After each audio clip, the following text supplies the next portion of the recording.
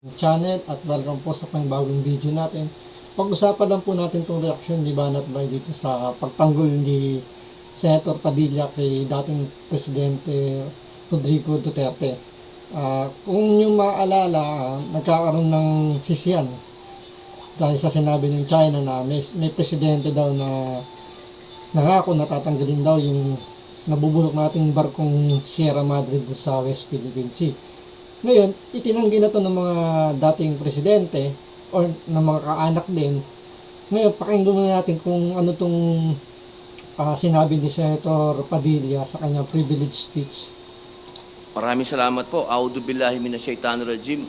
Ginoong Pangulo, ito pong sunod-sunod na araw, lumalabas po ang mga mapaggawa ng chismis patungkol po sa mga Pangulo daw na nagtraidor sa inang bayan.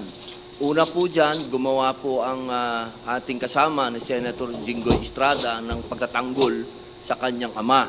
Sumunod din po, pinagtanggol din po ni dating Pangulo Gloria Macapagal Arroyo ang kanyang sarili patungkol po dito. Ngayon naman po ay binabakbakan ang dating Pangulong Rodrigo Roa Duterte. Di nyo ba napansin? Parang kulang ng isa. Erap, Gloria, Duterte. Hindi nabanggit si Pinoy. Isipin nyo. No. Nais ko lamang pong ipaalam na kahit kailan, hindi po nagkaroon ng pag-uusap ang bansang Chino at ang Pangulong Rodrigo Roa Duterte patungkol po sa pag-aalis ng MV Sierra Madre diyan sa Ayungin Shoal. Ito po ay pinatunayan din ng ating dating kalihim na si Medial Dea patungkol po rito. Ginoong Pangulo, gusto ko lamang pong ipaalam sa lahat na ang ating pong dating Pangulo ay master sa geopolitics at hindi po siya kailanman ibebenta ang Pilipinas. At katunayan, sa panahon po niya, nagkaroon tayong ng napakaraming assets po natin sa Armed Forces of the Philippines, maging himpapawid, karagatan, katihan. Sa panahon po niya, nagkaroon ng maraming assets ang Coast Guard. Gusto ko lamang pong ipaalam sa lahat na ang ating dating Pangulo ay siya po ay nagtanggol ng ating soberenya. Hindi po kailanman siya magiging traidor. Maraming salamat po. Ayun na, so nag-privilege speech po si Senator Robin Padilla at nakakatuwa dahil tama ho yung kanyang sinasabi. Kasi alam niyo itong mga nakarang araw dahil nga dun sa issue na sinasabi ng China kesyo meron daw kasunduan ng Pilipinas at sila, ang China, na tatanggalin ho yung barko na yan, yung Sierra Madre na yan na barko. Pero wala silang binanggit kung sino. Yun ang problema. Kaya nga nagkakagulo-gulo ngayon dito sa atin dahil nagkakasisiyan. Ayaw pang hindi nila binanggit kung sino yung kausap nila para tapos na yung laban. Pwedeng binablap lang tayo itong mga Chinese na to para lang magkagulo-gulo tayo. Tapos, yun nga, may bitawan na, mapilitan na bitawan yung West Philippine Sea. So, napagbintangan dyan, si Erap, pinagtanggol naman yung ng anak nila, napagbintangan din dyan, si Gloria, nagsalita na rin si Gloria. Sabi ni Gloria, hindi, wala akong kinaugnayan dyan. At ito, mabuti, kiniklear na ni Senator Robin, kasi kung maalala ninyo, nakausap ni Senator Robin itong nakaraan. Kung kailan nagpunta kami, naghatid kami ng ng helmet kay Pangulong Duterte. Kitang-kita naman po natin na wala pong talagang sinabi o nagkaroon ng kasunduan between PRRD and Xi Jinping na, namin yan, aalisin namin yan. Dito medyo nakakalimutan ni Banat Biden na may isa pang nakakalimutan presidente, si Pinoy. Siguro dahil sa kinuha na siya ng liwanag, sinet aside na siya. Pero mamaya may panunod ako sa inyo. Kaya ang tanong na lang dito ay, sino? Yun ang tanong, di ba? Sino? Mamaya may panunod ako sa inyo. Para magkaroon na kayo ng ideya na sino kaya itong pwedeng sinasabi ni Banat Bay na kung sino. Ang kausap ng China. Maaring guni-guni nila. Pwede? O baka naman yung Yung mahilig sa talikuran. Yun. Pwede rin. Di ba? Hindi kasi isipin mo. Ito lang kaya ako noong una, nung mga rami nagbibintang kay Estrada, nagbibintang, mukhang hindi rin ako naniniwala eh. Okay? Di ba sinabi ko nga sa inyo, ang nagsabi niya si Robert Tiglao, di ba? Syempre, bata ni Gloria yun. Kaya hindi rin ako naniniwala. Bakit to? Kasi kung merong kasunduan between the President of the Philippines and the President of China, di sana dokumentado yan. Naintindihan natin? Tama. Di ba, yung simpleng usapan nga lang sa barangay, nagkakaroon ng pirmahan eh. Yung pa kaya pag-uusapan bansa sa bansa, walang pag-uusap, walang dokumentong pangahawakan, verbal lang. Imposible yun. Kaya hindi ako masyadong naniniwala doon sa presidente natin. Hindi naman siguro tanga yung Chinese president na si Xi Jinping na sasabihin niya na maniniwala lang siya basta-basta sa presidente. Di ba? Ibig sabihin, kailangan lahat siya nasa kasulatan. May DFA eh. So may kasulatan dapat siya, DFA, unless maglabas ang China. Hindi natin alam. Yun ang inaantay natin. Maglabas ang China ng dokumento or ituro nila kung sino yung kausap nila. Diba? Between kung si Erap o kaya si Gloria at lalong-lalo na ang presidente natin na si Pangulong Duterte. Napaka-imposible. Nakalimutan naman ni Balbay, si Pinoy. Di ba?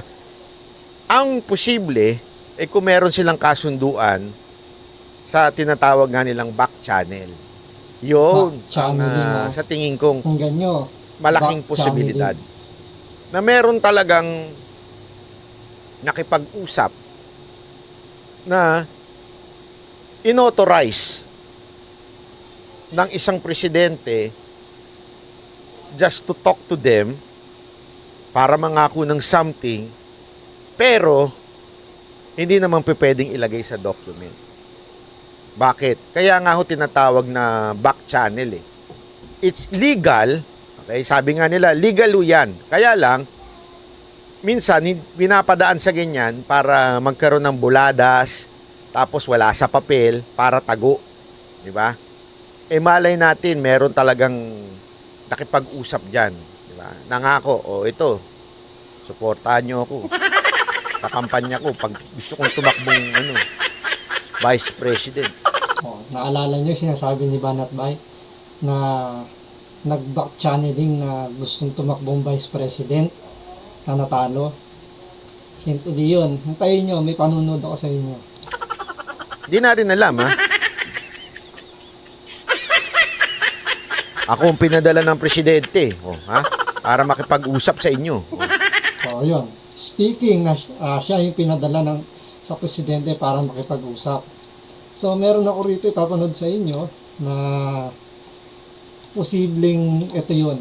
So, pakinggan nyo maigi. Inamin ng Malacanang na nagsilbingang backdoor negotiator ng Pilipinas sa China si Senator Trillanes. Pero tumanggi muna ang palasyo na idetalye ang laman ng mga napag-usapan sa back-channeling talks. Ito, throwback lang to ha. Nung nakarang administrasyon to ha, kay Pinoy, na hindi nabanggit to sa mga sinasabing ni Banat Bay sa reaction video niya. Tatlo lang nabanggit, si Erap, Gloria, tapos Pangulong Duterte. Ito yung naiwan. May report si Teresa Andrada. Ayon sa tagapagsalita ng Malacanang na si Secretary Edwin Lacerda, si Senador Antonio Trillanes IV daw ang nag-alok kay Aquino ng kanyang sarili para magsilbing back-channel negotiator ng Sino raw yung nag-alok? Diba? Nagpresenta.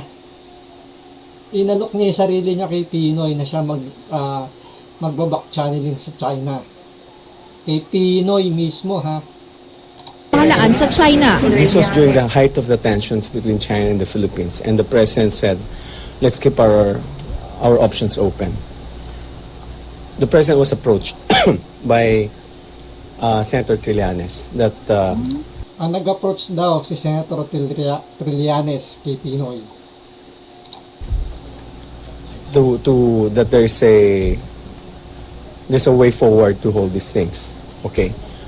And so that's what happened.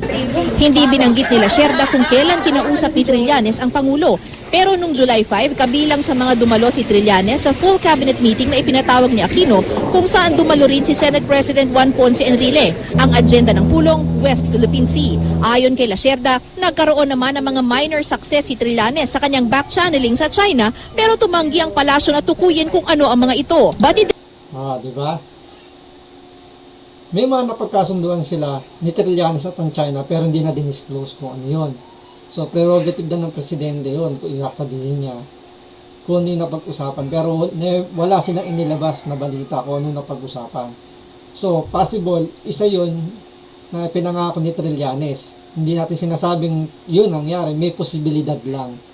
Dahil nga siya yung nag-back channeling nung time ni Pinoy para sa China. Rin daw ni Foreign Affairs Secretary Albert Del Rosario ang pagkakatalaga ng Pangulo kay Trillanes. Kaya itinanggi ng palasyo na may iringan sa pagitan ni Del Rosario at Trillanes. Diba? Nagkaroon pa ng iringan yung dalawa, yung DFA Secretary at si Trillanes. Kasi malamang si Trillanes may pinangako na hindi alam nito ng DFA Secretary. So, kaya nagkaroon siya ng konting iringan. So, malinaw na may posibilidad na doon sa mga hindi nabanggit, yun yung kumausap sa China. Abangan pa natin sa mga susunod na video kung ano itong pwede maging progression na itong issue na to. Yun lang po sa ngayon. Maraming salamat po.